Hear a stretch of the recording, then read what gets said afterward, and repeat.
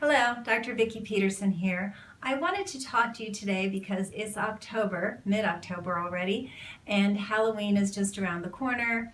After that, here in the US, we have Thanksgiving, then Christmas, then New Year's, and then we exhale and say, what did I do to myself? Because perhaps you've gained some weight. The estimates of how much weight Americans gain between Halloween and New Year's vary. You know, in poundage, it might not be a huge number, but apparently we don't tend to lose it. So with each passing year, it accumulates. And it's really the way in which we're gaining the weight, or even if you're not gaining an ounce, what you're choosing to eat at this time of year that is really the problem and what I wanted to talk to you about. I'm not trying to be a spoil sport, but what I am trying to be is really honest.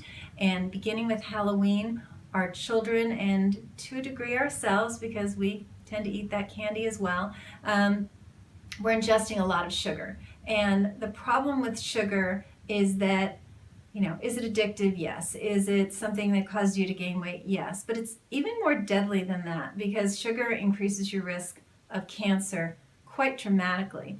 The way it does that is that it weakens the immune system. The research says for 4 to 6 hours, let's take an average, for 5 hours after you eat sugar, your immune system is compromised by as much as 75%. So if you have a little sugar with breakfast, lunch, and dinner, guess what? Your immune system is compromised basically around the clock.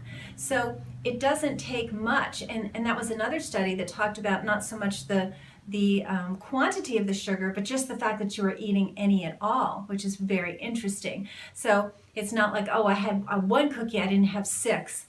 Maybe the 6 would have caused you to gain more weight, certainly, but the 1 was enough to really offset your immune system, and that's what's scary. So I wanted to share that. I have some good news at the end of things you can eat and enjoy, so don't worry, don't turn me off just yet. But I really do pride myself on being honest and trying to have you enjoy life healthfully as well as enjoy life, because I really think you can do both. And frankly, if you've ever not felt well, that's no fun. You're not enjoying life when you're not healthy. So for us, our flu season comes around the same time as the holidays, and so that's problematic, as you can see, because of what I just mentioned about what happens to the immune system. So what do we want to do? We want to enjoy the holidays, but we want to do so without refined sugar. Yes, that is possible. No, not by going to buy those bags in the candy store, but by actually making some of your own food. And, you know, there's Whole Foods markets and things like that out there that have little lollipops that are just made from fruit juice, and they're fruit juice sweetened, which are so much better than the alternative.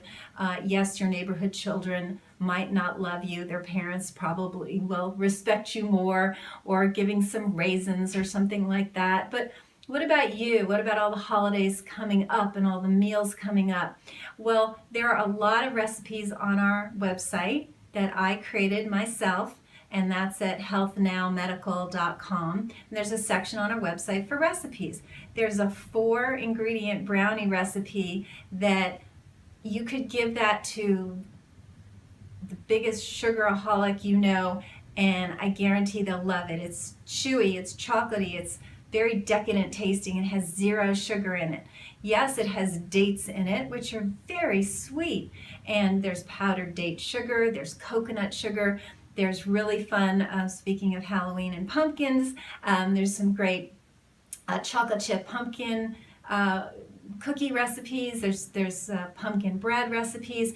There are recipes, oh, the chocolate chip cookie recipe is amazing, no sugar in that either. So the reason I bring this up is the holidays are approaching. I know if you're like me and my patients, and you want to maintain health versus worsen it over these next 3 months, you're starting to think about what to do and what not to do. So I wanted to give you plenty of time to try some of these recipes and really take to heart that with sugar, it's a quality issue, meaning that you're consuming it, and not so much a quantity issue as far as setting you up for risk for cancer and obesity and diabetes and basically all degenerative disease. the cancer risk is very high. I'm going to do actually a series of videos on cancer very soon. Sugar will be part of it. But I think you've got a lot of information. Please let me know how you enjoyed this. If you like it, and share it with others, because I really want to provide to you the information you want to hear about. And until next time, I wish you very good health.